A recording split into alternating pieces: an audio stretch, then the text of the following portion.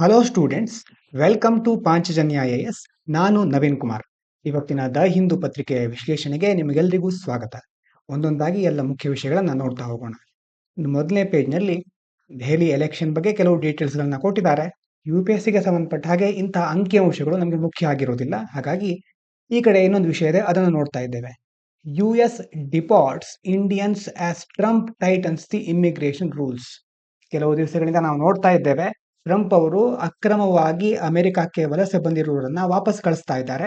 ಹಾಗಾಗಿ ಅದರಲ್ಲಿ ಈಗ ಕೆಲವು ಇಂಡಿಯನ್ಸ್ಗಳನ್ನ ಸಹ ವಾಪಸ್ ಕಳಿಸ್ತಾ ಇದ್ದಾರೆ.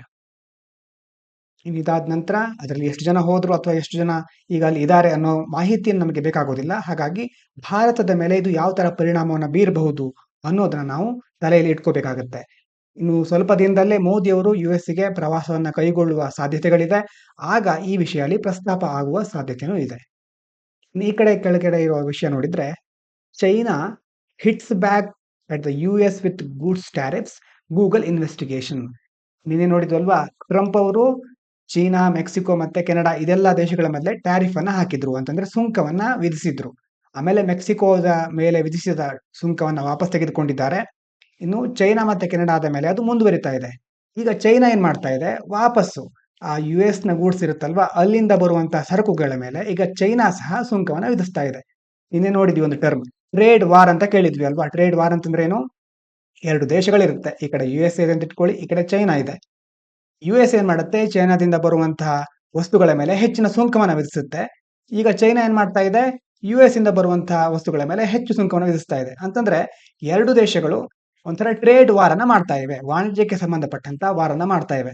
ಅಂತಂದ್ರೆ ಬೇರೆ ದೇಶದಿಂದ ಬರುವಂತಹ ವಸ್ತುಗಳ ಸಂಖ್ಯೆ ಕಡಿಮೆ ಆಗುತ್ತೆ, ಅದರ ಜೊತೆ ಆ ದೇಶದಲ್ಲಿ ಇರುವ ಇಂಡಸ್ಟ್ರಿಗಳಿಗೆ ಹೆಚ್ಚು ಉತ್ತೇಜನ ದೊರೆಯುತ್ತೆ.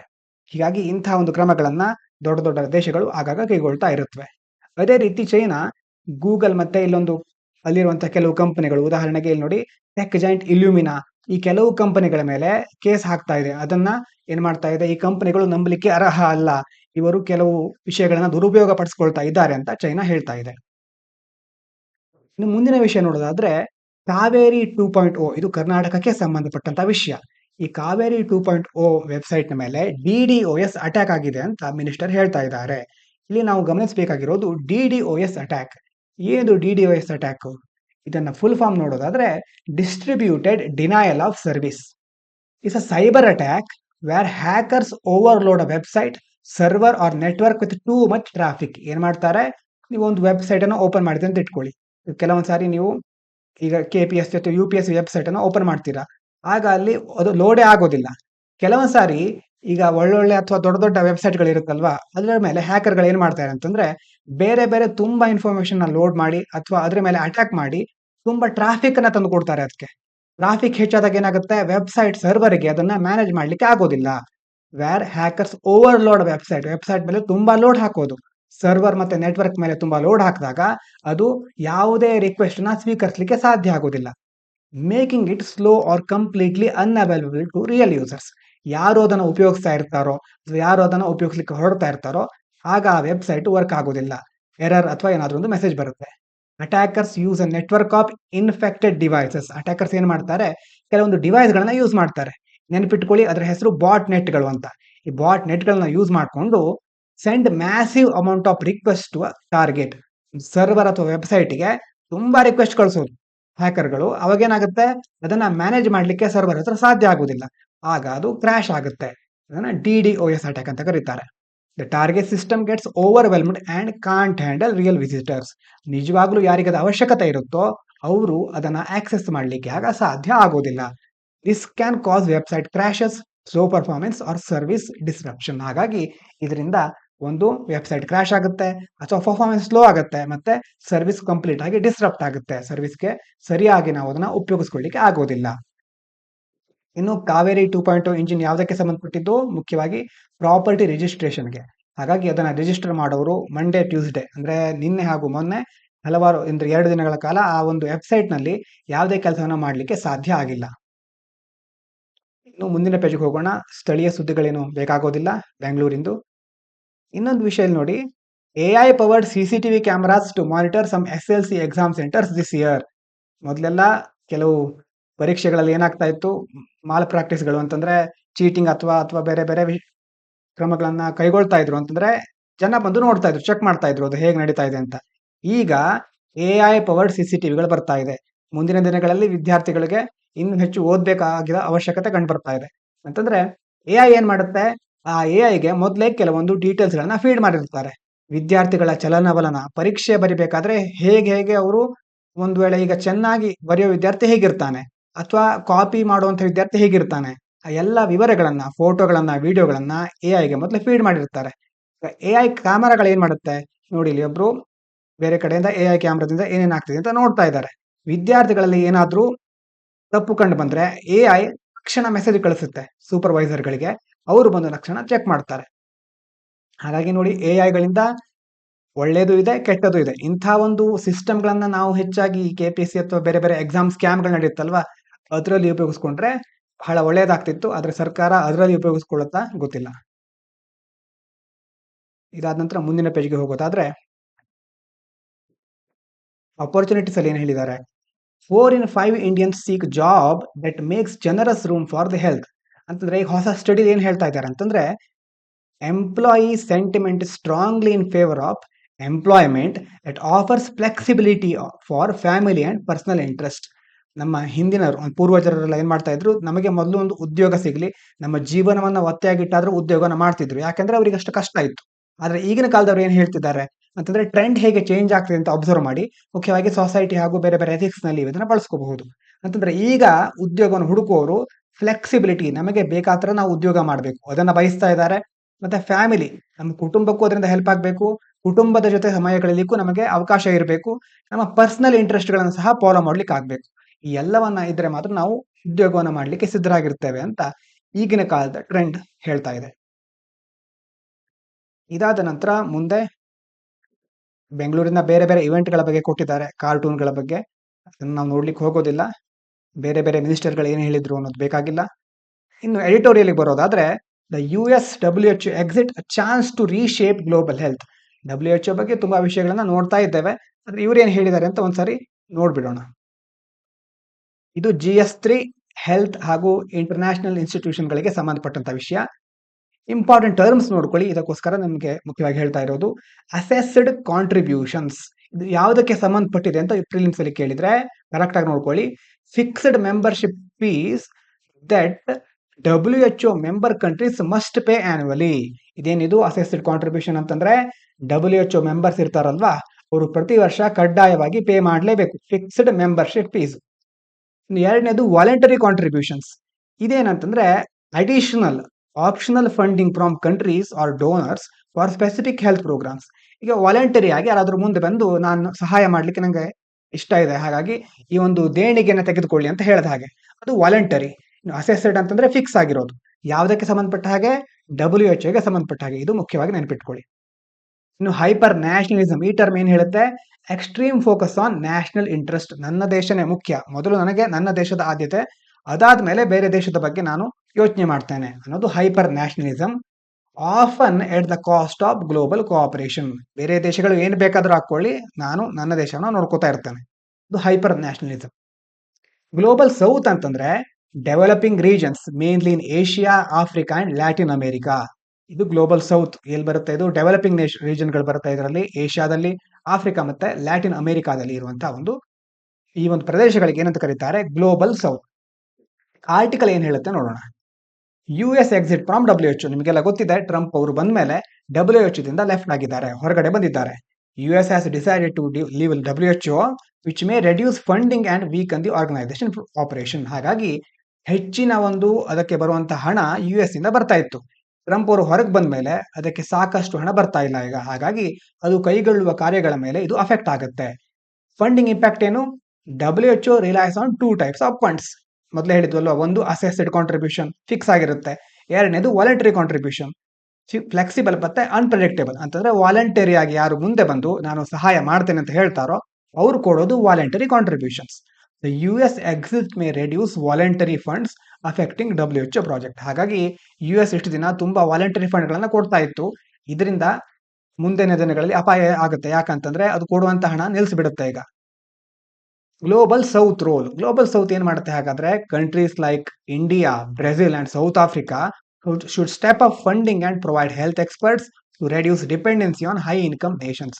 ಏನ್ ಮಾಡ್ಬೇಕಾಗಿದೆ ಗ್ಲೋಬಲ್ ಸೌತ್ ಅಂದ್ರೆ, ಈಗ ಡೆವಲಪಿಂಗ್ ಕಂಟ್ರೀಸ್ ಗಳಿದೆಯಲ್ವಾ, ಇಂಡಿಯಾ, ಬ್ರೆಜಿಲ್, ಸೌತ್ ಆಫ್ರಿಕಾ, ಈ ಎಲ್ಲ ದೇಶಗಳು ಮುಂದೆ ಬಂದು, ಇಲ್ಲ ನಾವಾದ್ರೂ ನೋಡ್ಕೋತೇವೆ ಆ ಜವಾಬ್ದಾರಿನ ಅಂತ ಮುಂದೆ ಬಂದು ಹಣವನ್ನ ಕೊಟ್ರೆ, ಆವಾಗ ಬೇರೆ ಬೇರೆ ಹೆಲ್ತ್ ಎಕ್ಸ್ಪರ್ಟ್ ಗಳನ್ನ ಪ್ರೊವೈಡ್ ಮಾಡಿದ್ರೆ ಆವಾಗ ಏನ್ ಮಾಡಬಹುದು, ಡಿಪೆಂಡೆನ್ಸಿ ಕಡಿಮೆ ಮಾಡಬಹುದು. ಈಗ ದೊಡ್ಡ ದೊಡ್ಡ ದೇಶಗಳು, ತುಂಬಾ ಶ್ರೀಮಂತ ದೇಶಗಳಿದೆಯಲ್ವಾ, ನಾನು ಹಣ ಕೊಟ್ರೆ ಮಾತ್ರ WHO ನಡೆಯೋದು ಅಂತಿರ್ತಾರಲ್ವಾ, ಅವರ ಮೇಲಿನ ಡಿಪೆಂಡೆನ್ಸಿನ ಕಡಿಮೆ ಮಾಡಬಹುದು.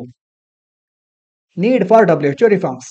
WHO should reduce bureaucracy, move headquarters to Asia or Africa and focus more on health challenges in developing countries.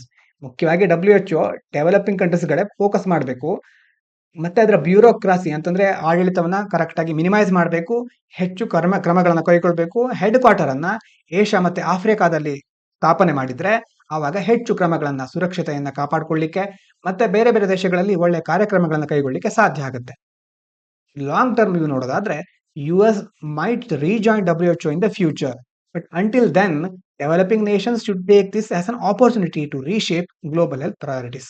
ಈಗ US ಬಗ್ಗೆ ನಾವು ನಂಬ್ಕೊಳ್ಳಿಕ್ ಆಗಲ್ಲ, ಅದು ಯಾವಾಗ ಸೇರ್ಕೊಳ್ಳುತ್ತೆ, ಯಾವಾಗ ಹೊರಗೆ ಹೋಗುತ್ತೆ, ಅದಕ್ಕೆ ಇಷ್ಟ ಬಂದಾಗ ಮಾಡ್ತಾ ಇರುತ್ತೆ. ಹಾಗಾಗಿ ಮುಂದೊಂದ್ ದಿನ ಇಲ್ಲ ನಾನು WHO ವಾಪಸ್ ಬರ್ತೇನೆ ಅಂತ ಹೇಳಿದ್ರೆ ಆಗ ಮತ್ತೆ ನೋಡೋಣ. ಆದ್ರೆ ಈಗ ಡೆವಲಪಿಂಗ್ ನೇಷನ್ಸ್ ಗಳಿಗೆ ಒಂದು ಅವಕಾಶ ಇದೆ. ಅವ್ರು ಮುಂದ್ ಬಂದು ಎಲ್ಲ ಜವಾಬ್ದಾರಿಗಳನ್ನ ತೆಗೆದುಕೊಂಡ್ರೆ WHO ಸಂಪೂರ್ಣವಾಗಿ ಬದಲಾಯಿಸಬಹುದು, ಅದರ ಎಲ್ಲ ಹಿಡಿತವನ್ನ ತಾವು ಕೈಗೆತ್ಕೊಳ್ಬಹುದು ಅಂತ ಹೇಳ್ತಾ ಇದ್ದಾರೆ. ಇದಾದ ನಂತರ ಕೆಳಗಡೆ ಇರುವಂತಹ ಆರ್ಟಿಕಲ್ ಏನ್ ಹೇಳುತ್ತೆ, India Indonesia ties as a beacon for global relations. ಇದು ತುಂಬಾ ಇಂಪಾರ್ಟೆಂಟ್. ಯಾಕಂತಂದ್ರೆ ಇಂಟರ್ನ್ಯಾಷನಲ್ ರಿಲೇಷನ್ ನಲ್ಲಿ ಮುಖ್ಯವಾಗಿ ಈ ವರ್ಷ ಇಂಡೋನೇಷಿಯಾದ ಪ್ರೆಸಿಡೆಂಟ್ ಅವರು ಬಂದಿದ್ರಲ್ವಾ, ಚೀಫ್ ಗೆಸ್ಟ್ ಆಗಿದ್ರು. ಯಾವುದಕ್ಕೆ? ನಮ್ಮ ರಿಪಬ್ಲಿಕ್ ಡೇಗೆ. ಹಾಗಾಗಿ ಈ IR ಸಂಬಂಧಪಟ್ಟ ಹಾಗೆ ಮೇನ್ಸ್ ಪರೀಕ್ಷೆಯಲ್ಲಿ ಈ ವಿಷಯವನ್ನ ಕೇಳುವ ಸಾಧ್ಯತೆಗಳಿದೆ. Indonesia's importance in India's Republic day.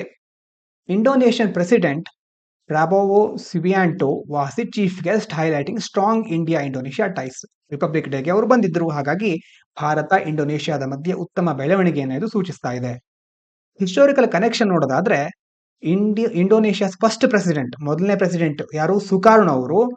He was the chief guest at India's first republic day in 1950. ಭಾರತದ ಮೊದಲನೇ ಗಣರಾಜ್ಯೋತ್ಸವಕ್ಕೆ ಚೀಫ್ ಗೆಸ್ಟ್ ಆಗಿ ಬಂದಿರೋರು ಸುಕಾರ್ಣೋ. ಹಾಗಾಗಿ ಅವರು ಸಹ ಬಂದಿದ್ರು. ಈಗ ಮತ್ತೆ ಇಂಡೋನೇಷಿಯಾವನ್ನ ಆ ಪ್ರೆಸಿಡೆಂಟ್ ಅನ್ನ ಕರೆದಿದ್ದೇವೆ. Growing trade ties. ಮುಖ್ಯವಾಗಿ ಟ್ರೇಡ್, ವಾಣಿಜ್ಯಕ್ಕೆ ಸಂಬಂಧಪಟ್ಟ ಹಾಗೆ both countries aim to increase trade from $30 billion to much more in the next decade, focusing on energy, agriculture, healthcare, manufacturing and technology. ಈಗ ಎಷ್ಟಿದೆ? ಆಲ್ಮೋಸ್ಟ್ $30 billion ನಷ್ಟು ವಾಣಿಜ್ಯ ವ್ಯವಹಾರಗಳು ನಡೀತಾ ಇದೆ. ಮುಂದಿನ ದಿನಗಳಲ್ಲಿ ಇದು ಎನರ್ಜಿ, ಅಗ್ರಿಕಲ್ಚರ್, ಕೃಷಿಗೆ ಸಂಬಂಧಪಟ್ಟ ಹಾಗೆ, ವೈದ್ಯಕೀಯ ಕ್ಷೇತ್ರಕ್ಕೆ ಮತ್ತೆ ಉತ್ಪಾದನಾ ಕ್ಷೇತ್ರಕ್ಕೆ ಹಾಗೂ ತಂತ್ರಜ್ಞಾನಕ್ಕೆ ಸಂಬಂಧಪಟ್ಟ ಹಾಗೆ ಇನ್ನಷ್ಟು ಹೆಚ್ಚಿನ ಬೆಳವಣಿಗೆಯನ್ನ ಕಾಣಬಹುದು ಅಂತ ಹೇಳ್ತಾ ಇದ್ದಾರೆ. ಇನ್ನು ಎಕನಾಮಿಕ್ ಗ್ರೋತ್ ನೋಡೋದಾದ್ರೆ, India 6.5% and Indonesia 5.1% have strong economies compared to the global average of 3.3%, making them key players in Indo-Pacific region. Indo-Pacific ಅಂತಂದ್ರೆ ಭಾರತ ಇದೆಯಲ್ವಾ, ಇದಾದ್ಮೇಲೆ ಬಂಗಾಳ ಕೊಲ್ಲಿ ಬರುತ್ತೆ, ಅದಾದ್ಮೇಲೆ ಈ ಕಡೆ ಚೀನಾ, ಜಪಾನ್ ಎಲ್ಲ ಬರುತ್ತೆ, ಅದಾದ್ಮೇಲೆ ಪೆಸಿಫಿಕ್ ರೀಜನ್ ಬರುತ್ತೆ, ಪೆಸಿಫಿಕ್ ಮಹಾಸಾಗರ ಬರುತ್ತೆ. ಈ ಒಂದು ರೀಜನ್ ಇದೆ ಅಲ್ವಾ, ಇದು ಇಂಡೋ ಪೆಸಿಫಿಕ್ ರೀಜನ್. ಈ ರೀಜನ್ ನಲ್ಲಿ ಭಾರತ ಹಾಗೂ ಇಂಡೋನೇಷಿಯಾ ಹೆಚ್ಚಿನ ಪಾಲನ್ನ ಹೊಂದ್ಕೊಂಡಿದೆ ಎಕಾನಮಿಯಲ್ಲಿ. ಹಾಗಾಗಿ ಇವೆರಡು ಒಟ್ಟುಗೂಡಿದ್ರೆ ಒಳ್ಳೆಯ ಬೆಳವಣಿಗೆಯನ್ನ ಆರ್ಥಿಕವಾಗಿ ಕಾಣಬಹುದು. Investment potential. Despite India investing $1.56 billion in Indonesia and vice versa, there is much more scope for cooperation, especially in clean energy. ಈಗ ನಾವು ಆಲ್ಮೋಸ್ಟ್ $1.6 billion ಇನ್ವೆಸ್ಟ್ ಮಾಡ್ತಾ ಇದ್ದೇವೆ. ಆದ್ರೆ ಮುಂದಿನ ದಿನಗಳಲ್ಲಿ ಕ್ಲೀನ್ ಎನರ್ಜಿಗೆ, ಸ್ವಚ್ಛ ಶಕ್ತಿಯ ಮೂಲಗಳಿಗೆ ಸಂಬಂಧಪಟ್ಟ ಹಾಗೆ, ಸುರಕ್ಷಿತವಾದಂತಕ್ಕೆ ಸಂಬಂಧಪಟ್ಟ ಹಾಗೆ ಇನ್ನಷ್ಟು ಹೆಚ್ಚು ಕೋಆಪರೇಷನ್, ಸೌಹಾರ್ದಯುತವಾಗಿ ಇನ್ನಷ್ಟು ಹೆಚ್ಚು ಇನ್ವೆಸ್ಟ್ಮೆಂಟ್ ಮಾಡಲಿಕ್ಕೆ ನಮಗೆ ಸಾಧ್ಯತೆಗಳಿದೆ. ಅದನ್ನ ಉಪಯೋಗಿಸ್ಕೊಳ್ಬೇಕು ಅಂತ ಹೇಳ್ತಿದ್ದಾರೆ. Security and defence. India and Indonesia are strengthening the defence ties, including maritime security, counter terrorism and cyber security. ಮುಖ್ಯವಾಗಿ ಸೈಬರ್ ಭದ್ರತೆ, ಟೆರರಿಸಂ ಅನ್ನ ಕೌಂಟರ್ ಮಾಡೋದ್ರಲ್ಲಿ, ಮತ್ತೆ ಮ್ಯಾರಿಟೈಮ್ ಅಂತಂದ್ರೆ ಸಮುದ್ರಯಾನ ಆಗಿರಬಹುದು, ಮತ್ತೆ ನೌಕಾನೆಲೆ ಆಗಿರಬಹುದು, ಇದೆಲ್ಲದಕ್ಕೆ ಸಂಬಂಧಪಟ್ಟ ಹಾಗೆ ಸೆಕ್ಯೂರಿಟಿ ಡಿಫೆನ್ಸ್ ಅನ್ನ ಇನ್ನಷ್ಟು ಸ್ಟ್ರೆಂಥನ್ ಮಾಡಬಹುದು, ಇನ್ನಷ್ಟು ಬಲಗೊಳಿಸಬಹುದು. Indo Pacific stability. As large nations, their military and security cooperation will help maintain peace and stability in the region.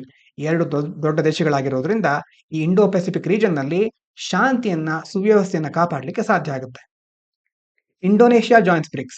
This increases Indonesia's role in global economic and political discussion alongside India, China and others. Indonesia ಈಗ BRICS ಅನ್ನ join ಆಗಿರೋದ್ರಿಂದ global ಎಕಾನಮಿಯಲ್ಲಿ ಜಾಗತಿಕ ಆರ್ಥಿಕತೆಯಲ್ಲಿ ಅದರ ಪಾತ್ರ ಇನ್ನಷ್ಟು ಹೆಚ್ಚಾಗ್ತಾ ಇದೆ. US trade policies. The new US administration under Donald Trump may introduce tariffs impacting global trade including India and Indonesia exports. ಈಗ ಯುಎಸ್ನ ಟ್ರೇಡ್ ಪಾಲಿಸಿಗಳು ಚೇಂಜ್ ಆಗ್ತಾ ಇದೆ. ಈ ಸಂದರ್ಭದಲ್ಲಿ ಭಾರತ ಹಾಗೂ ಇಂಡೋನೇಷಿಯಾ ಒಗ್ಗಟ್ಟಾಗಿರೋದನ್ನ ಕಲ್ತ್ಕೊಳ್ಬೇಕಾಗಿದೆ. ಈ ಮೂಲಕ ಬೇರೆ ಬೇರೆ ಟ್ಯಾರಿಫ್ಗಳನ್ನ ಕಡಿಮೆ ಮಾಡ್ಕೋಬಹುದು ಅಥವಾ ಸೌಹಾರ್ದಯುತ ಸಂಬಂಧಗಳನ್ನ ವೃದ್ಧಿಸಿಕೊಳ್ಳಬಹುದು. Stronger future together. By improving trade, security and geopolitical ties, India and Indonesia can shape the future of Asia and the world. ಒಳ್ಳೆಯ ಬೆಳವಣಿಗೆಗಳಾಗಬೇಕು. ಮುಖ್ಯವಾಗಿ ಸೆಕ್ಯೂರಿಟಿ, ಭದ್ರತೆಗೆ ಸಂಬಂಧಪಟ್ಟ ಹಾಗೆ, ಜಿಯೋ ಪೊಲಿಟಿಕಲ್ ಅಂತಂದ್ರೆ ಭೌಗೋಳಿಕ ಮತ್ತೆ ರಾಜಕೀಯ ಎರಡೂ ಕ್ಷೇತ್ರಗಳಿಗೆ ಸಂಬಂಧಪಟ್ಟಂತೆ ಎರಡೂ ದೇಶಗಳು ಇಂಡಿಯಾ ಮತ್ತೆ ಇಂಡೋನೇಷಿಯಾ ಒಳ್ಳೆಯ ಸಂಬಂಧವನ್ನು ಹೊಂದ್ಕೊಂಡಿದ್ರೆ ಮುಂದಿನ ದಿನಗಳಲ್ಲಿ ಕೇವಲ ಏಷ್ಯಾ ಮಾತ್ರ ಅಲ್ಲ ಜಗತ್ತಿನಲ್ಲೇ ಒಳ್ಳೆಯ ಬದಲಾವಣೆಗಳನ್ನ ನೋಡಬಹುದು ಅಂತ ಹೇಳ್ತಿದ್ದಾರೆ. ಪ್ರಿಲಿಮ್ಸ್ ಬಗ್ಗೆ ಒಂದು ಕ್ವಶನ್ ಕೊಟ್ಟಿದ್ದಾನೆ, ಕರೆಕ್ಟ್ ಆಗಿ ನೋಡ್ಕೊಳ್ಳಿ.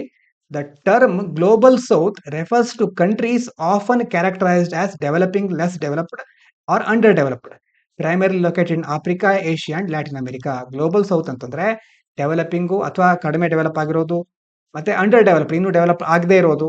ಎಲ್ಲಿ ಬರುತ್ತೆ? Africa, Asia, Latin America. ಇದು ಮೊದಲನೇ ಸ್ಟೇಟ್ಮೆಂಟ್. ಈ ಸ್ಟೇಟ್ಮೆಂಟ್ ಕರೆಕ್ಟ್ ಇದೆಯಾ ಅಂತ ಯೋಚನೆ ಮಾಡಿ. The global south is predominantly located in southern hemisphere. ಭೂಮಿಯಲ್ಲಿ ನಾರ್ದರ್ನ್ ಮತ್ತೆ ಸದರ್ನ್ ಹೆಮಿಸ್ಪಿಯರ್ ಇದೆಯಲ್ವಾ, ಎಲ್ಲಾ ದೇಶಗಳು ಹೆಚ್ಚು ಇರೋದು ಸದರ್ನ್ ಹೆಮಿಸ್ಪಿಯರ್ ಅಲ್ಲಿ ಮಾತ್ರ ಅಂತ ಹೇಳ್ತಿದ್ದಾರೆ. ಅದು ಸಹ ಕರೆಕ್ಟ್ ಇದೆಯಾ ಅಂತ ಯೋಚನೆ ಮಾಡಿ. Global south includes countries that may have history of colonialism and imperialism. ವಸಾಹತುಶಾಹಿ ಮತ್ತೆ ಸಾಮ್ರಾಜ್ಯಶಾಹಿಯ ಒಂದು ಇತಿಹಾಸವನ್ನ ಈ ಕಂಟ್ರಿಗಳು ಹೊಂದಿರಲಿಕ್ಕೆ ಸಾಧ್ಯ ಇದೆ ಅಂತ ಹೇಳ್ತಿದ್ದಾರೆ. The global south is characterised by higher levels of poverty, income inequality and challenging living conditions compare to global north. Global ನಾರ್ತ್ಗೆ ಹೋಲಿಸಿದ್ರೆ ಈ ದೇಶಗಳಲ್ಲಿ ಪವರ್ಟಿ ಜಾಸ್ತಿ ಇದೆ, ಅಂತಾರೆ ಬಡತನ, ಮತ್ತೆ ಇನ್ಕಮ್ ಇನ್ಇಕ್ವಾಲಿಟಿ ಆದಾಯದಲ್ಲಿ ಅಸಮಾನತೆ ಇದೆ, ಮತ್ತೆ ಬದುಕಲಿಕ್ಕೆ ಬೇಕಾದಂತಹ ಇಷ್ಟು ವ್ಯವಸ್ಥೆಗಳು ಇಲ್ಲ ಅಂತ 4ನೇ ಪಾಯಿಂಟ್ ಹೇಳ್ತಾ ಇದೆ. ಯಾವ ಸ್ಟೇಟ್ಮೆಂಟ್ ಕರೆಕ್ಟ್ ಆಗಿದ್ರೆ 1 2 1 3 4 2 4 1 2 3 4 ಸರಿಯಾಗಿ ಯೋಚನೆ ಮಾಡಿ ಆನ್ಸರ್ ಅನ್ನ ಕಮೆಂಟ್ ಮಾಡಿ. ಇದಾದ ನಂತರ ಈ ಕಡೆ ಲರ್ನಿಂಗ್ ಸ್ಟೆಪ್ಸ್ ಅಂತಿದೆ. ಇದೇನ್ ಹೇಳುತ್ತೆ ಅಂತಂದ್ರೆ ಈಗ ಬಜೆಟ್ ನಲ್ಲಿ ಬೇರೆ ಬೇರೆ ಕ್ರಮಗಳನ್ನ ಕೈಗೊಳ್ತಾ ಇದ್ದಾರೆ ಅಂತಂದ್ರೆ ಸ್ಕೂಲ್ಗಳಿಗೆ ಬ್ರಾಡ್ಬ್ಯಾಂಡ್ ಕನೆಕ್ಟಿವಿಟಿ ಮಾಡೋದಾಗಿರ್ಬಹುದು, AI ಸೆಂಟರ್ ಫಾರ್ ಎಕ್ಸಲೆನ್ಸ್ ಅನ್ನ ತಂದಿದ್ದಾರೆ, ಮತ್ತೆ ಎಜುಕೇಶನ್ಗೆ 7% ಇನ್ಕ್ರೀಸ್ ಆಗಿದೆ. ಆದ್ರೆ ಮುಖ್ಯವಾಗಿ ಆಗಬೇಕಾಗಿರೋದು ಅವ್ರು ಹೇಳ್ತಾ ಇರೋದು UGC ರಿಫಾರ್ಮ್ಸ್ ಗಳಿದೆಯಲ್ವಾ ಅದನ್ನ ಇನ್ನೂ ಚೆನ್ನಾಗಿ ಮಾಡಬೇಕು ಅಂತಂದ್ರೆ. ಈಗ ಎಷ್ಟೋ ಬಜೆಟ್ ನಲ್ಲಿ ಹಲವಾರು ಕ್ರಮಗಳನ್ನ ಹೇಳ್ತಾ ಇದ್ದಾರೆ, ಆದ್ರೆ ಇದನ್ನ ಒಂದು ವೇಳೆ ಸರಿಯಾಗಿ ಇಂಪ್ಲಿಮೆಂಟ್ ಮಾಡಬೇಕು ಅಂತಂದ್ರೆ ಅದು ಸ್ಟೇಟ್ಸ್ ಗಳ ಕರ್ತವ್ಯ ಆಗಿರುತ್ತೆ. ಎಷ್ಟೋ ಕಾರ್ಯಕ್ರಮಗಳು ಸರಿಯಾಗಿ ಇಂಪ್ಲಿಮೆಂಟ್ ಮಾಡೋದು ಸ್ಟೇಟ್ ಗಳ ಕೈಲಿರುತ್ತೆ. ಅವರಿಗೆ ಸರಿಯಾಗಿ ಹಣ ಸಿಗ್ತಾ ಇಲ್ಲ ಅಥವಾ ಅವ್ರ ಹತ್ರ ಎಷ್ಟೋ ಸಮಸ್ಯೆಗಳಿದೆ ಅಂತ ಇವ್ರು ಹೇಳ್ತಾ ಇದ್ದಾರೆ. ನೋಡಿ, modelled on advanced nations require significant funding ಅಂತಂದ್ರೆ ಸ್ಟೇಟ್ಗಳಿಗೆ ಹಣದ ಅವಶ್ಯಕತೆ ಇರುತ್ತೆ. ಮತ್ತೆ ಈಗೆಲ್ಲ ಬರ್ತಾ ಇದೆಯಲ್ವಾ 4 ಡಿಗ್ರಿ ಪ್ರೋಗ್ರಾಮ್ಸ್ ಅಂತಂದ್ರೆ 4 ವರ್ಷದ ಡಿಗ್ರಿಗಳಿರುತ್ತೆ. ಅದರಲ್ಲಿ ಕೆಲವರು 2 ವರ್ಷಕ್ಕೆ ಮುಗಿಸಬಹುದು, ಕೆಲವರು ಹೆಚ್ಚು ದಿವಸಗಳನ್ನು ತೆಗೆದುಕೊಳ್ಳಬಹುದು. ಈ ರೀತಿ ಹೊಸ ಹೊಸ ಪಾಲಿಸಿಗಳು ಬರ್ತಾ ಇದೆ. ಹೀಗಾಗಿ UGC ಅದೇನ್ ಹೇಳುತ್ತೆ, ಸ್ಟೇಟ್ಸ್ ಗಳು ಇದನ್ನ ಮ್ಯಾನೇಜ್ ಮಾಡಬೇಕು ಅಂತ ಹೇಳುತ್ತೆ. ಹಾಗಾಗಿ ಬಜೆಟ್ ಏನೇ ಹೇಳಿ ಆ ಸ್ಟೇಟ್ಸ್ ಗಳಿಗೆ ಸರಿಯಾದ ಫಂಡಿಂಗ್ ಇಲ್ಲದೆ ಇದ್ರೆ ಈ ಎಲ್ಲಾ ಯೋಜನೆಗಳು ಎಫೆಕ್ಟಿವ್ ಆಗಿ ಪರಿಣಾಮಾತ್ಮಕವಾಗಿ ಕೈಗೊಳ್ಳಿಕ್ಕೆ ಸಾಧ್ಯ ಆಗೋದಿಲ್ಲ ಅಂತ ಹೇಳ್ತಿದ್ದಾರೆ. ಇನ್ನು ಇಂಡಿಯಾ ಇಂಡೋನೇಷಿಯಾ ಟೈಸ್ ಗಳನ್ನ ನೋಡಿದ್ವಿ, ಅದ್ರ ಬಗ್ಗೆ ಸಂಬಂಧಪಟ್ಟದ್ದು. Next, financial toxicity of cancer care in India. ಇದೇನ್ ಹೇಳುತ್ತೆ ನೋಡೋಣ. ಇದಾದ್ಮೇಲೆ ಒಂದು ಮೇನ್ಸ್ ಕ್ವಶನ್ ಇತ್ತು, ಅದನ್ನು ಹೇಳ್ಬಿಡ್ತೇನೆ. India and Indonesia share a deep historical and strategic relationship. Discuss the key areas of cooperation between the two nations, focusing on trade, security and geopolitics. How can this partnership contribute to the stability and prosperity of the Indo-Pacific region? Bharat Indonesia ಎರಡು ದೇಶಗಳಿಗೆ historical ಆಗಿ ಎಷ್ಟೋ ಒಳ್ಳೊಳ್ಳೆ ಮಾಹಿತಿ ಇದೆ ಅಂತ ಮೊದಲಿಂದ ನಾವು ಚೆನ್ನಾಗಿದ್ದೇವೆ, ಅದನ್ನ ಡಿಸ್ಕಸ್ ಮಾಡಿ. ಅದಾದ ನಂತರ ಈಗ ಹೇಗೆ ನಾವು ಟ್ರೇಡ್, ಸೆಕ್ಯೂರಿಟಿ ಮತ್ತೆ ಜಿಯೋ ಪಾಲಿಟಿಕ್ಸ್ ಗೆ ಸಂಬಂಧಪಟ್ಟ ಹಾಗೆ ಹೇಗೆ ಒಳ್ಳೆ ಬೆಳವಣಿಗೆಗಳನ್ನ ಕಾಣಬಹುದು ಮತ್ತೆ ಏನೇನು ಚಾಲೆಂಜಸ್ ಇದೆ ಅನ್ನೋದನ್ನ ಡಿಸ್ಕಸ್ ಮಾಡಿ ಅಂತ ಹೇಳ್ತಿದ್ದಾರೆ. ಇದಕ್ಕೆ ಆನ್ಸರ್ ರೈಟಿಂಗ್ ಅನ್ನ ಪ್ರಾಕ್ಟೀಸ್ ಮಾಡಿ. ಮುಂದಿನ ಆರ್ಟಿಕಲ್ ಇಲ್ಲಿ ನೋಡಿದ್ವಲ್ವಾ, ಫಿನಾನ್ಷಿಯಲ್ ಟಾಕ್ಸಿಸಿಟಿ. ಇದ್ರ ಬಗ್ಗೆ ನೋಡೋದಾದ್ರೆ ಕಾಣಿಸ್ತಾ ಇದೆಯಾ ನಿಮ್ಗೆ? ಕಾಣಿಸ್ತಾ ಇರ್ಬೋದು ಅನ್ಕೋತೇನೆ. Financial toxicity of cancer care in India. Cancer ಬಗ್ಗೆ ಸಂಬಂಧಿಸಿದ ಹಾಗೆ ಕೆಲವು ಅಂಶಗಳನ್ನ ಕೊಡ್ತಾ ಇದ್ದಾರೆ. ಜೀನೋಮಿಕ್ಸ್ ಮೊದಲು ಇಂಪಾರ್ಟೆಂಟ್ ಟರ್ಮ್ಸ್ ಅನ್ನು ನೋಡ್ಕೊಳ್ಳಿ. ಜೀನೋಮಿಕ್ಸ್ ಇನ್ಫಾರ್ಮ್ಡ್ ಪ್ರಿಸಿಷನ್ ಮೆಡಿಸಿನ್ ಇದೇನು ಹಾಗಾದ್ರೆ type of medical treatment that uses patients genetic information to choose best possible treatment. ನಮ್ಮ ಜೆನೆಟಿಕ್ ಇನ್ಫಾರ್ಮೇಶನ್ ಇರುತ್ತಲ್ವಾ ಅದನ್ನ ಚೆಕ್ ಮಾಡಿಕೊಂಡು ಅದರ ಆಧಾರದ ಮೇಲೆ ಒಳ್ಳೆಯ ಟ್ರೀಟ್ಮೆಂಟ್ ಅನ್ನ ಕೊಡೋದಕ್ಕೆ ಏನಂತ ಕರೀತಾರೆ, ಜೀನೋಮಿಕ್ಸ್ ಇನ್ಫಾರ್ಮ್ಡ್ ಪ್ರಿಸಿಷನ್ ಮೆಡಿಸಿನ್. ಇನ್ನು ಫಿನಾನ್ಷಿಯಲ್ ಟಾಕ್ಸಿಸಿಟಿ ಅಂತಂದ್ರೆ ಏನು? The financial burden on patients and their families due to expensive medical treatment. ಒಂದು ಮೆಡಿಕಲ್ ಟ್ರೀಟ್ಮೆಂಟ್ಗೆ ಅಷ್ಟು ಖರ್ಚಾಗ್ತಾ ಇರೋದ್ರಿಂದ ಈ ಫ್ಯಾಮಿಲಿಗಳಿಗೆ, ಕುಟುಂಬಗಳಿಗೆ ದೊಡ್ಡ ಮಟ್ಟದಲ್ಲಿ ಆ ಒಂದು ಹೊರೆ ಬೀಳ್ತಾ ಇದೆ. ಹಣಕಾಸನ್ನ ಪೂರೈಸಿಕೊಳ್ಳಿಕ್ಕೆ ಆಗ್ತಾ ಇಲ್ಲ. ಅವರಿಗೆ ಸರಿಯಾದ ರೀತಿಯಲ್ಲಿ ಆ ಪೇಷಂಟ್ಗೆ ಇರುವಂತಹ ಒಂದು ಆದಾಯ ಇಷ್ಟು ಕಡಿಮೆ ಇರೋದ್ರಿಂದ ಆ ಒಂದು ಆರೋಗ್ಯಕ್ಕೆ ಸಂಬಂಧಪಟ್ಟ ಕ್ರಮಗಳನ್ನ ಕೈಗೊಳ್ಳಿಕ್ಕೆ ಆಗ್ತಾ ಇಲ್ಲ, ಟ್ರೀಟ್ಮೆಂಟ್ ಅನ್ನ ಪಡ್ಕೊಳ್ಳಿಕ್ಕೆ ಸಾಧ್ಯ ಆಗ್ತಾ ಇಲ್ಲ. ಇದು ಫಿನಾನ್ಷಿಯಲ್ ಟಾಕ್ಸಿಸಿಟಿ.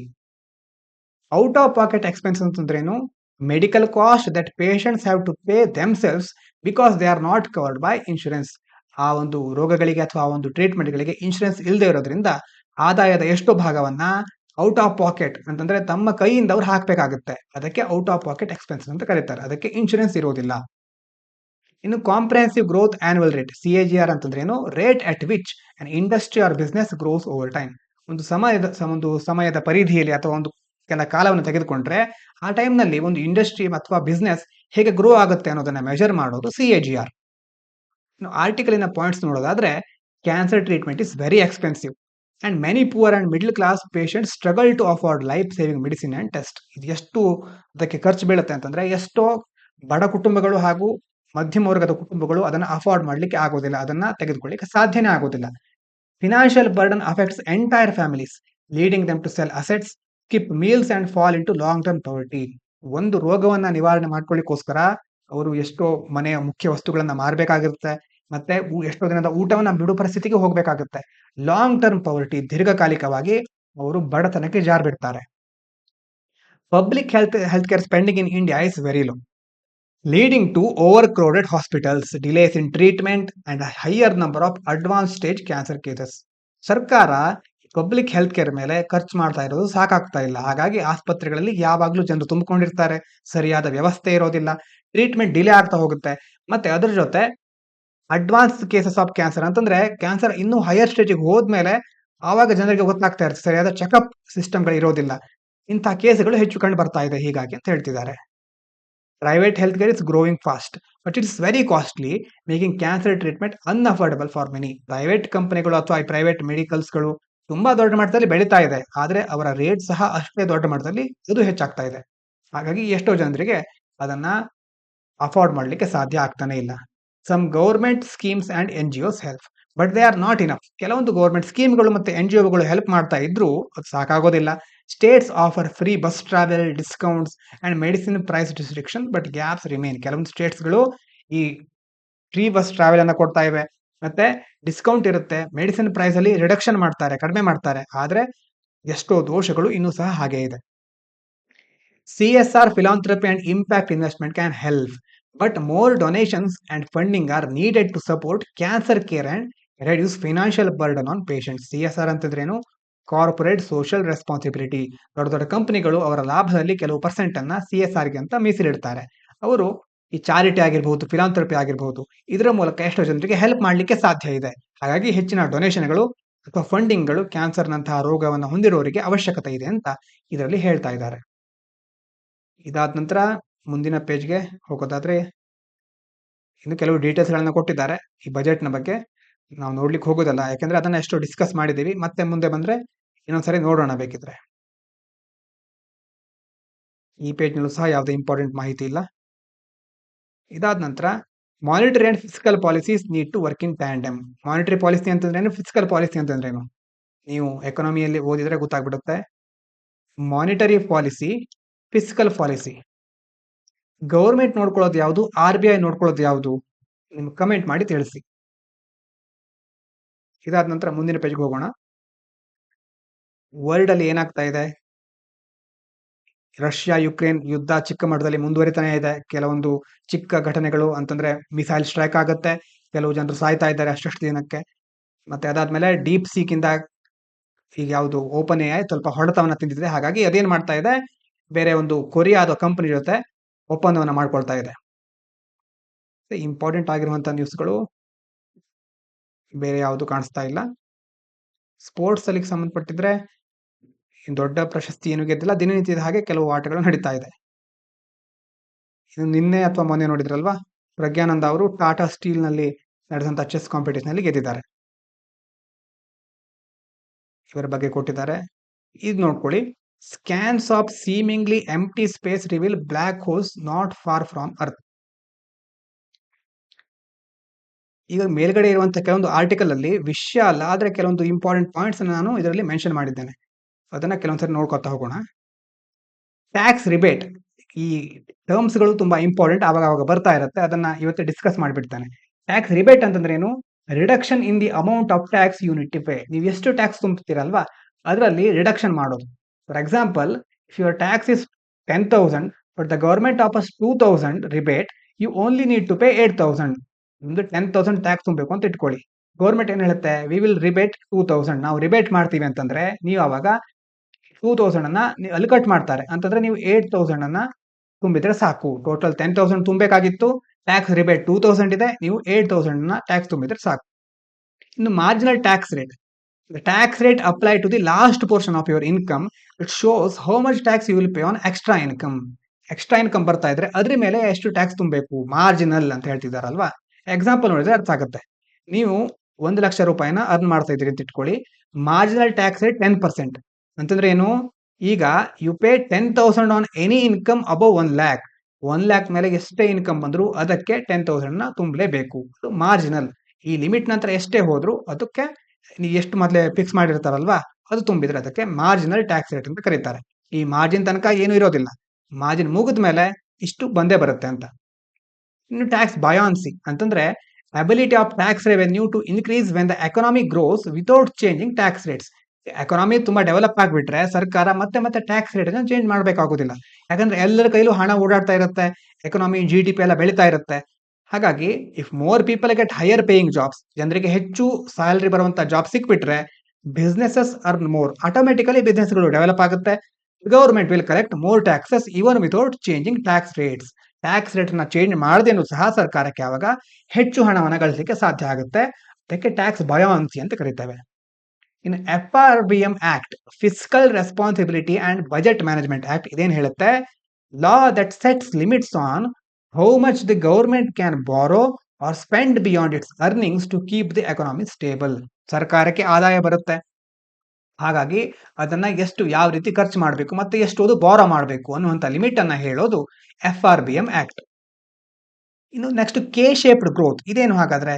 ನೀವು ಗ್ರೋತ್ ಗ್ರಾಫ್ ಅನ್ನ ನೋಡಿದ್ರೆ ಕೆಲವೊಂದು ಕೆ ಶೇಪ್ ಇರುತ್ತೆ, ಈ ತರ ಇರುತ್ತೆ, ಈ ತರ ಇರುತ್ತೆ. Situation where some people are sector of the rich becomes wealthier. ಕೆಲವು ಸೆಕ್ಟರ್ಗಳು ವೇಗವಾಗಿ ಮುನ್ನಡೆಯನ್ನು ಸಾಧಿಸ್ತಾ ಇರ್ತವೆ, ಏರಿಕೆ ದರದಲ್ಲಿ ಇರುತ್ತೆ. ಇನ್ನು ಕೆಲವು ಸೆಕ್ಟರ್ಗಳು ಇಳಿತಾ ಹೋಗಿರುತ್ತೆ. ಇದು ಕೆ ಆಕಾರದಲ್ಲಿ ಇದೆಯಲ್ವಾ, ಒಂದು ಮೇಲ್ಗಡೆ ಒಂದು ಬಾಣ ಮೇಲ್ಗಡೆ ಇದೆ, ಇನ್ನೊಂದು ಬಾಣ ಕೆಳಗಡೆ, ಅಂತಂದ್ರೆ ರೇಖೆ ಕೆಳಗಡೆ ಇದೆ.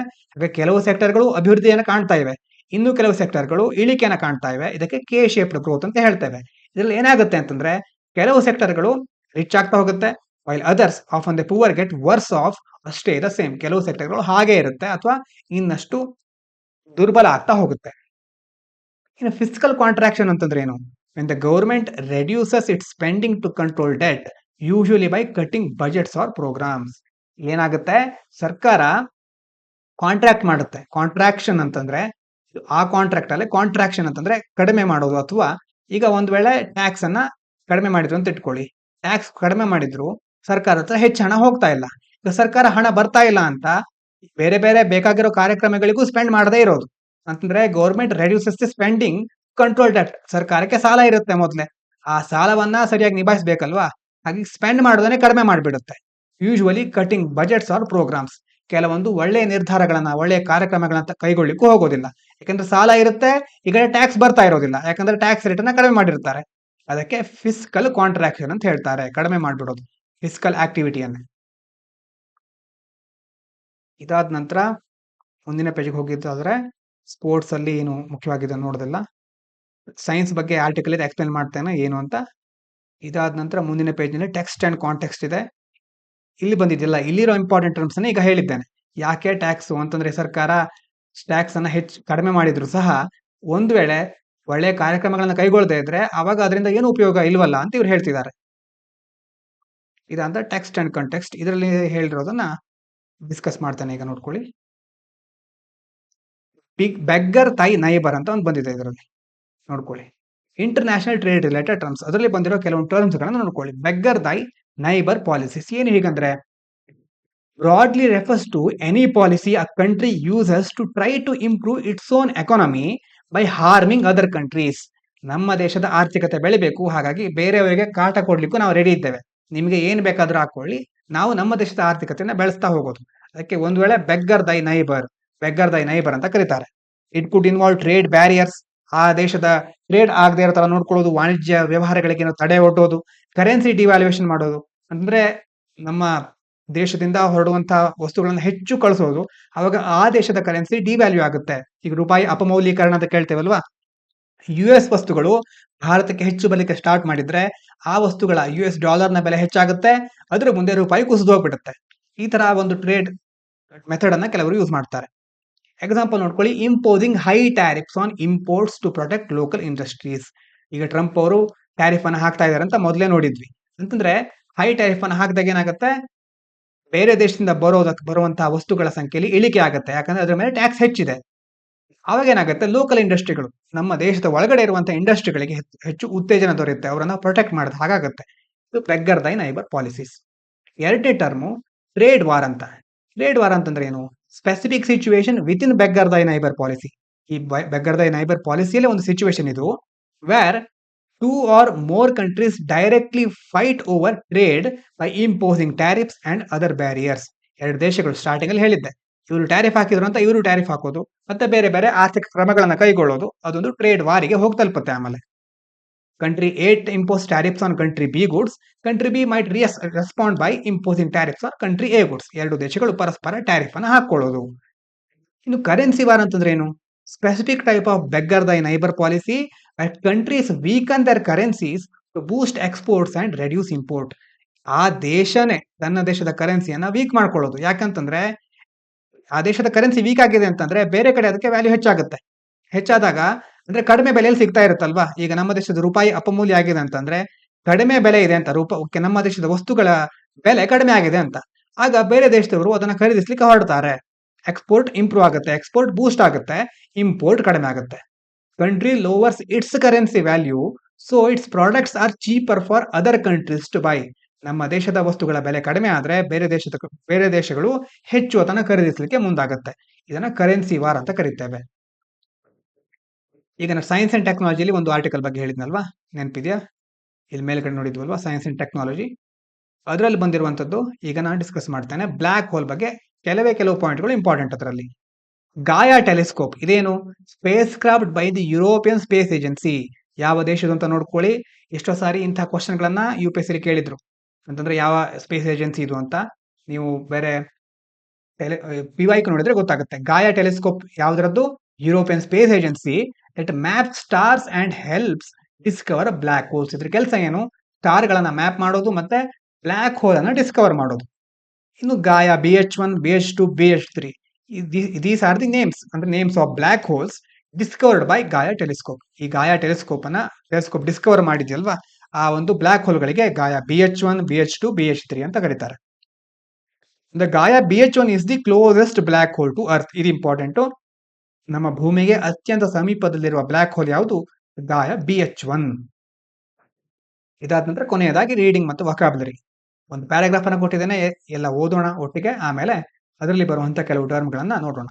The precarious situation of the country's economy required immediate intervention as the volatile stock market and ambiguous policies created uncertainty. The government had to take decisive action to avoid a catastrophic outcome. ಬಂದಿದೆಯಲ್ವಾ, ಆ ಶಬ್ದಗಳನ್ನ ಕೆಳಗೆ ಕೊಟ್ಟಿದ್ದೇನೆ. ಪ್ರಿಕ್ಯಾರಿಯಸ್ ಅಂತಂದ್ರೆ risky, unstable, uncertain, ಅಸ್ಥಿರವಾಗಿರೋದು ಅಥವಾ ಅಪಾಯಕಾರಿ ಆಗಿರೋದು. Volatile ಅಂತಂದ್ರೆ unpredictable, erratic, fluctuating, ಬದಲಾಗ್ತಾ ಇರೋದು, ಅನಿಶ್ಚಿತವಾಗಿರೋದು. ಆಂಬಿಗ್ಯೂಸ್ ಅಂತಂದ್ರೆ ವೇಗ್ ಅಥವಾ ಅನ್ಕ್ಲಿಯರ್, ಸರಿಯಾಗಿ ಅರ್ಥನೇ ಆಗ್ತಿಲ್ವಲ್ವಾ ಅಂತ ಹೇಳ್ತೀವಲ್ವಾ, ಗೊಂದಲದಿಂದ ಕೂಡಿರೋದು, ಅದಕ್ಕೆ ಆಂಬಿಗ್ಯೂಸ್ ಅಂತ ಹೇಳ್ತೇವೆ. ಡಿಸಿಸಿವ್ ಅಂತಂದ್ರೆ ಡಿಟರ್ಮೈನ್ಡ್, ರೆಸಲ್ಯೂಟ್, ಕನ್ಕ್ಲೂಸಿವ್, ನಿರ್ಣಾಯಕವಾಗಿರೋದು, ಒಂದು ನಿರ್ಣಾಯಕ ಹಂತಕ್ಕೆ ಬಂದು ತಲುಪಿದೆ ಅಂತ ಹೇಳ್ತೀವಲ್ವಾ, ಆತರ. ಕ್ಯಾಟಸ್ಟ್ರೋಪಿಕ್ ಅಂತಂದ್ರೆ ಡಿಸಾಸ್ಟ್ರಸ್, ಡಿವಾಸ್ಟೇಟಿಂಗ್ ಅಥವಾ ಕೆಲಾಮಿಟೀಸ್, ದುರಂತಕ್ಕೀಡಾಗೋದು ಅಂತ ಹೇಳ್ತೀವಲ್ವಾ. ಈಗ ಇನ್ನೊಂದ್ಸಾರಿ ನೋಡ್ಕೊಳ್ಳಿ. Precarious situation of the country's economy ಅಂತಂದ್ರೆ ಅಂದ್ರೆ ಒಂದು ದೇಶದ ಪ್ರಿಕ್ಯಾರಿಯಸ್ ಸಿಚುವೇಶನ್, ಎಕಾನಮಿಯ ಅಪಾಯಕಾರಿ ಸ್ಥಿತಿ ರಿಕ್ವೈರ್ಡ್ ಇಮಿಡಿಯೇಟ್ ಇಂಟರ್ವೆನ್ಷನ್. ಒಂದು ದೇಶದ ಎಕಾನಮಿ ಅಪಾಯಕಾರಿ ಸ್ಥಿತಿಗೆ ಹೋಗಿದೆ ಅಂತಂದ್ರೆ ಇಮಿಡಿಯೇಟ್ ಆಗಿ ಒಂದು ಇಂಟರ್ವೆನ್ಷನ್ ಕೈಗೊಳ್ಬೇಕಾಗತ್ತೆ. ಸರ್ಕಾರ ಅಥವಾ ಯಾವುದೋ ಒಂದು ಸಿಸ್ಟಮ್ ಅದರಲ್ಲಿ ಮಧ್ಯ ವಹಿಸಬೇಕಾಗತ್ತೆ, ಅಂದ್ರೆ ಮಧ್ಯಸ್ಥಿಕೆಯನ್ನ ವಹಿಸಬೇಕಾಗತ್ತೆ. ಇಮಿಡಿಯೇಟ್ ಇಂಟರ್ವೆನ್ಷನ್, ಮಧ್ಯದಲ್ಲಿ ಪಾಲ್ಗೊಳ್ಳೋದು, ಅದನ್ನ ತಪ್ಪಿಸ್ಲಿಕ್ಕೆ ಭಾಗವಹಿಸೋದು. As the volatile stock market, ಅಂದ್ರೆ ಸ್ಟಾಕ್ ಮಾರ್ಕೆಟ್ ಬದಲಾಗ್ತಾ ಇರುತ್ತೆ. ವಾಲಟೈಲ್ ಅಂತಂದ್ರೆ ಬದಲಾಗ್ತಾ ಇರೋದು, ಫ್ಲಕ್ಚುಯೇಟ್ ಆಗ್ತಾ ಇರೋದು. Volatile stock market and ambiguous policies, ಪಾಲಿಸಿಗಳು ಸರಿಯಾಗಿಲ್ಲ, ಗೊಂದಲದಿಂದ ಕೂಡಿರುತ್ತೆ. ಆಂಬಿಗ್ಯುವಸ್ ಪಾಲಿಸೀಸ್ ಕ್ರಿಯೇಟೆಡ್ ಅನ್ಸರ್ಟನಿಟಿ, ಅದರಿಂದ ಈ ಸ್ಟಾಕ್ ಮಾರ್ಕೆಟ್ ಬದಲಾಗ್ತಾ ಇದೆ, ಮತ್ತೆ ಪಾಲಿಸಿಗಳು ಗೊಂದಲದಿಂದ ಕೂಡಿದೆ, ಇದರಿಂದ ಅನ್ಸರ್ಟನಿಟಿ ಕ್ರಿಯೇಟ್ ಆಗುತ್ತೆ. The government had to take decisive action. Decisive ಅಂತಂದ್ರೆ ಏನು? ಈಗ ಸರ್ಕಾರ ಒಂದು ನಿರ್ಣಯವನ್ನ ಕೈಗೊಳ್ಳಲೇಬೇಕು. ಒಳ್ಳೆಯ ನಿರ್ಣಾಯಕ ಹಂತಕ್ಕೆ ಸರ್ಕಾರ ತಲುಪಿದೆ.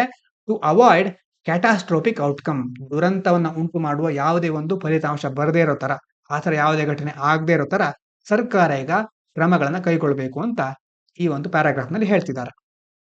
ಇವಿಷ್ಟು ಇವತ್ತಿನ ಮುಖ್ಯಾಂಶಗಳು. ಇಷ್ಟು ಹೊತ್ತಿನ ತನಕ ಕೇಳಿದ ಎಲ್ಲರಿಗೂ ಧನ್ಯವಾದಗಳು. ಇದು ಪಾಂಚಜನ್ಯ IAS.